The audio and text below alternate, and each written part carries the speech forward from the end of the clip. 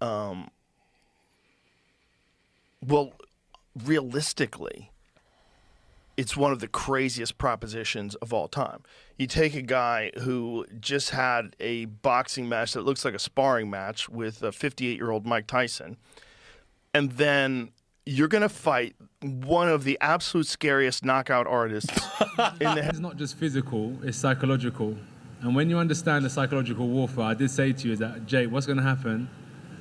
I'm going to see a time when I'm going to take your soul and you're either going to give up or you're going to get knocked out. And unless you have that instinct... The internet didn't just gasp, it cackled. Because when the clip surfaced, it wasn't sympathy in the air. It was disbelief mixed with comedy. The kind of laughter that lands a little too fast and a little too loud. The kind that says, yeah, this one's gonna sting. Somewhere between a podcast mic and a heavyweight grin. A moment slipped out that was never meant to be dissected frame by frame. Joe Rogan leaning back like he just heard the wildest punchline of the year. Anthony Joshua smirking with the calm confidence of a man who's been hit by real monsters. And the punchline? Jake Paul, flat. Finished, folded into the meme Hall of Fame. This wasn't trash talk. This wasn't hype. This was that dangerous kind of laughter. The kind that happens when reality hits harder than fists. When spectacle meets consequence and nobody rushes to soften the blow. Social media smelled blood instantly. Clips replayed. Laughs slowed down. Screenshots immortalized. Fans arguing whether it was disrespect or just honesty finally clocking in. And suddenly the question wasn't, did Jake lose? It was, did the boxing world just stop pretending? Because when elite fighters laugh, it hits different. This wasn't a YouTube comment section talking spicy. This was the gatekeepers chuckling like the magic trick finally failed. And once you see that, you can't unsee it. Stick around because this moment cracked way. More than a record, the fallout didn't start with a punch, it started with a laugh. Not the nervous kind. Not the polite kind. The kind of laugh that slips out when someone thinks the illusion is finally over. That's what made this moment radioactive. Because laughter reveals more than trash talk ever could. At the center of it all sat Joe Rogan. Relaxed and unfiltered, like always. He spent years watching fighters at their best and worst. He's seen legends crumble and prospects get exposed under bright lights. So when that grin spread across his face, people noticed. It didn't look rehearsed. It looked instinctive. Next to him was Anthony Joshua, a man who understands real consequences in boxing. This isn't someone who plays the sport for clicks. This is someone who's been rocked, doubted, counted out, and still stood back up. When he smiled, it wasn't cruelty, it was recognition. Like watching someone skip steps in a process that doesn't forgive shortcuts. And then there's the name that lit the fuse. Jake Paul, the loudest experiment boxing's seen in years. A walking algorithm built on controversy, confidence, and calculated chaos. For a long time, that formula worked perfectly, until it didn't. And when it stopped working, it stopped loudly. The knockout loss didn't feel shocking on its own. Upsets happen. Punches land. Nights go wrong. What stunned people was the reaction afterward. Not outrage, not sympathy, but amusement from the very people who represent the sport's reality. That laugh hit like a verdict without paperwork. Because when veterans respond that way, it signals something deeper. Not disrespect, dismissal. As if the spectacle had finally crossed into accountability. As if the training wheels were suddenly ripped off in public. Fans instantly split into camps. Some screamed jealousy. Others called it gatekeeping. But a growing crowd leaned in closer, realizing something uncomfortable. This wasn't about hate. It was about hierarchy. Boxing has always tolerated entertainers. It even benefits from them. but it has never confused them with lifers. The ring doesn't care about follower counts or viral edits. It cares about timing, defense, and what happens when your plan falls apart. The leaked clip spread because it felt honest. No media polish. No PR buffer. Just two seasoned observers reacting in real time. That rawness made people replay it over and over, trying to decide whether they'd just witnessed truth slip through the cracks. The timing made it worse. Jake's brand was built on momentum. Wins stacked quickly, narratives spun faster. Confidence became currency. And then one loss flipped the exchange rate overnight. Suddenly, old warnings resurfaced. Critics replayed clips where fighters said experience matters. Analysts dug up interviews predicting this exact outcome. What once sounded like hating now sounded prophetic. The internet loves being right in hindsight. Joshua's reaction especially carried weight. This is a man who knows what real pressure feels like. Championship expectations, global scrutiny, career-defining moments. When he laughed, it wasn't mocking. It was the knowing smile of someone who's paid real dues. Rogan's role amplified everything. His platform has a way of turning moments into movements. One chuckle becomes a headline. One smirk becomes a signal. And suddenly the clip isn't just entertainment, it's commentary the boxing world noticed. Promoters stayed quiet. Fighters subtweeted. Gyms buzzed with conversations that weren't meant for cameras. That kind of silence speaks volumes. Jake's supporters pushed back hard.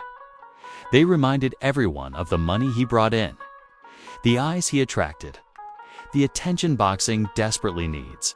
All true. But none of that stops punches. That's the part this moment exposed.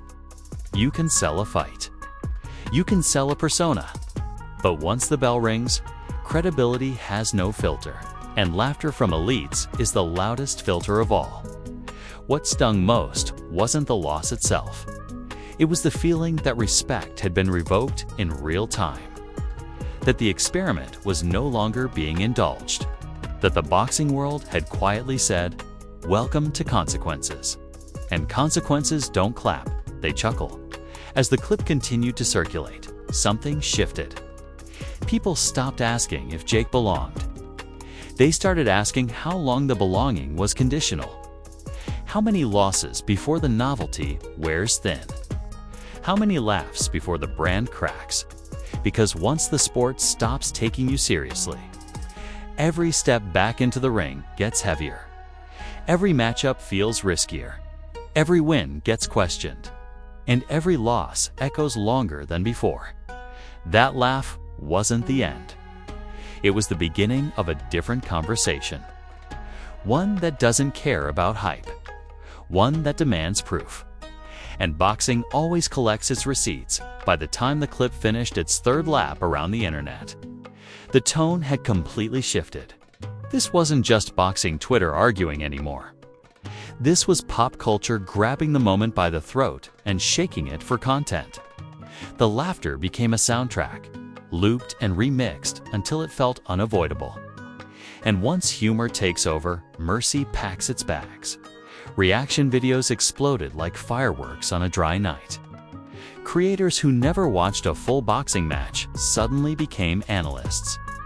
They paused on the laugh, zoomed in on the smirk, slowed the head nods. Everyone had a theory, and none of them were gentle. The court of public opinion doesn't whisper, it roars. Memes did what memes do best. Jake Paul photoshopped into history's most infamous collapses. Knockout poses compared to video game characters hitting the respawn screen. Captions so ruthless, they felt illegal in 3 states. Comedy moved faster than sympathy ever could. Then the athlete reactions rolled in, and that's when things escalated. Not direct call-outs, not interviews, subtweets and emojis.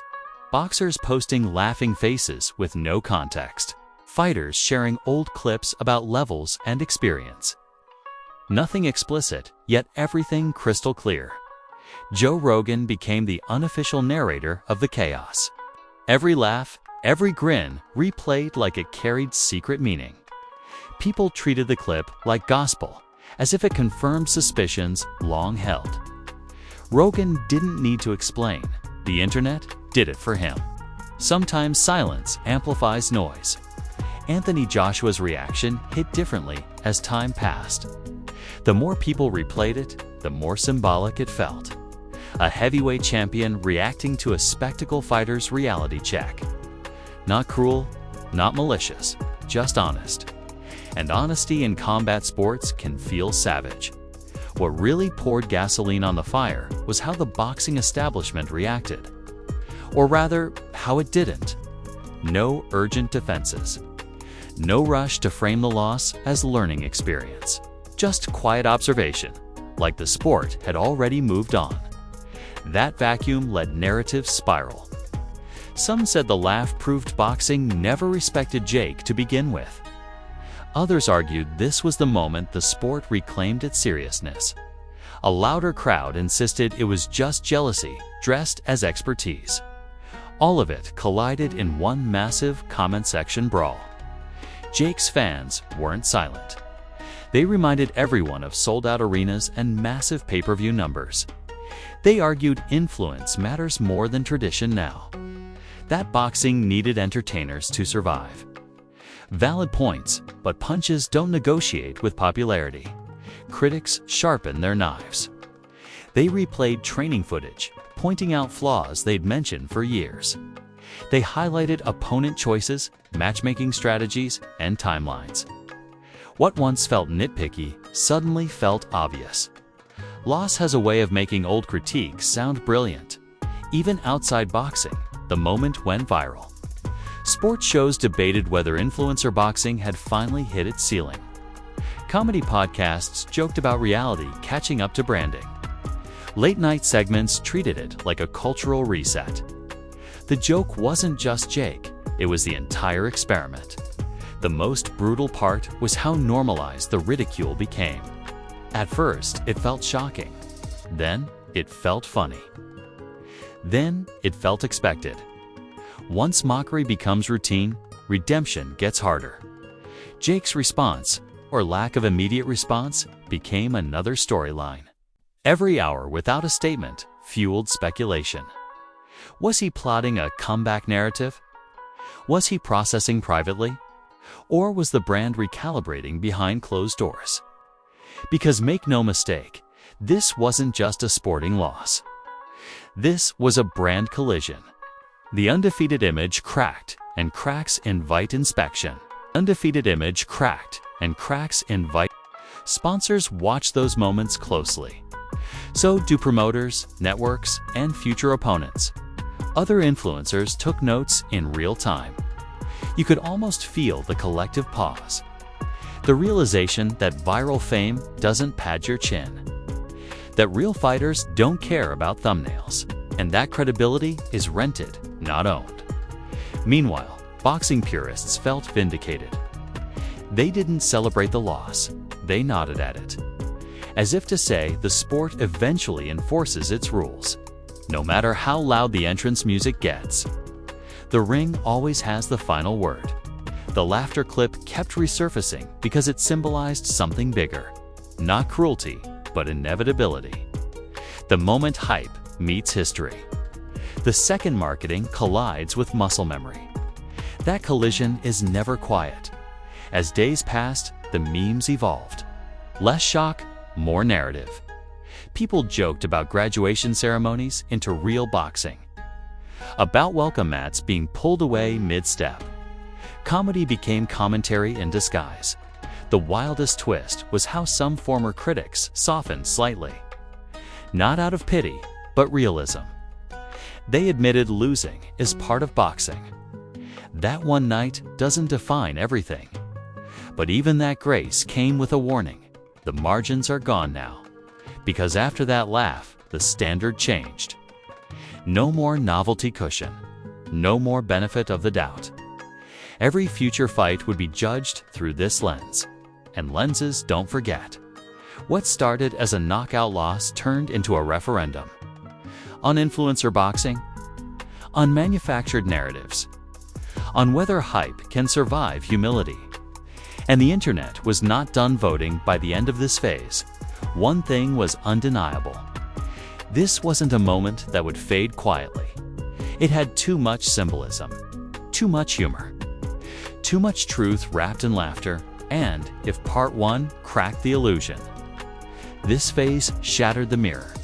Because once the world laughs in unison, the echo lasts longer than the punch. By the time the noise started pretending to die down, the consequences were already permanent. This wasn't just about a loss on a record anymore. This was about perception flipping in real time and refusing to flip back. In combat sports, respect is a currency, and once it devalues, inflation hits hard. Everyone could feel it shifting under the surface. Jake Paul woke up in a different version of the boxing world. Jake Paul went from headline driver to headline subject overnight. Wins used to feel inevitable. Now every future matchup sounded like a risk assessment. That's what happens when the illusion of control cracks. Promoters started moving quieter. Nothing public, nothing dramatic, just subtle recalculations. Fights that once felt like sure bets suddenly needed rethinking. Matchups came with more ifs than hype slogans. Money loves confidence, and confidence had just taken a body shot. Sponsors didn't panic, but they watched. Brand deals don't collapse instantly, they hesitate first. They wait to see if the narrative stabilizes or spirals. This moment introduced doubt, and doubt is expensive, especially when a brand is built on invincibility. The boxing community didn't pile on. It did something colder. It adjusted expectations without announcing it. Fighters talked differently. Commentators framed conversations more carefully. That's how you know a shift is real. No outrage, no dramatic statements, just recalibration. The sport quietly deciding how seriously it wants to take you going forward. Joe Rogan's role lingered long after the clips stopped trending. Joe Rogan never followed up with a formal breakdown. He didn't need to. That initial reaction had already spoken volumes. In the modern era, first impressions outlive explanations. Anthony Joshua's presence in the moment added weight that never went away. Anthony Joshua represents legitimacy earned the hard way. Losses, comebacks, pressure that crushes egos. His quiet amusement felt like a generational reminder. Not malicious, not cruel, just real. And real hits harder than insults. The fans fractured in slower, deeper ways. Some stayed loyal but shifted tone. Less chest, thumping. More cautious optimism. Hope with an expiration date. Others walked away emotionally. They didn't announce it. They just stopped defending, stopped arguing, stopped refreshing. Disengagement is louder than booing. Jake's biggest challenge now wasn't a rematch or redemption fight. It was credibility repair. That takes time, and time in boxing is unforgiving. Every month without a convincing answer lets the narrative ferment. And fermentation rarely smells pleasant. Media outlets treated future mentions differently. No more playful framing. No more disruptor language without caveats. Words like test, prove, and bounce back enter the chat. Those words carry pressure. Influencer boxing as a whole felt the tremor. Other creators suddenly spoke with more humility. Training footage got more serious. Trash talk softened into motivation quotes. Everyone saw the warning label flash briefly because the message was simple. You can bend the sport. You can market around it. You can delay reality. But you can't cancel it. The most interesting consequence was internal. How Jake himself would interpret this moment. As motivation or as exposure, as fuel or as friction. That decision would shape everything next. History shows two paths after moments like this. One leads to reinvention through discipline and silence. The other doubles down on spectacle to drown out doubt.